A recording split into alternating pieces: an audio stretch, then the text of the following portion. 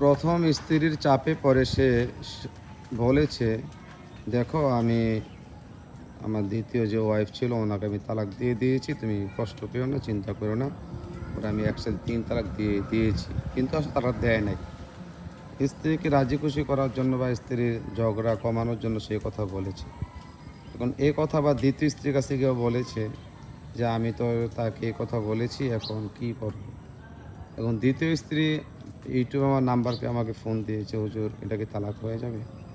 দেখেন স্বামীর মুখের কথাটা এত পাওয়ার, স্ত্রীর সামনে বলুক অথবা পিছনে বলুক, যদি কারো কাছে বলে সে তার স্ত্রীকে তালাক দিয়ে দিয়েছে, তালাক হয়ে যাবে। এখন যেখানে যে বিষয়টা ঘটেছে, প্রথম স্ত্রীর কাছে দ্বিতীয় স্ত্রীকে তালাক দিয়েছে এই কথা বলার কারণে তালাকটা হয়ে গিয়েছে।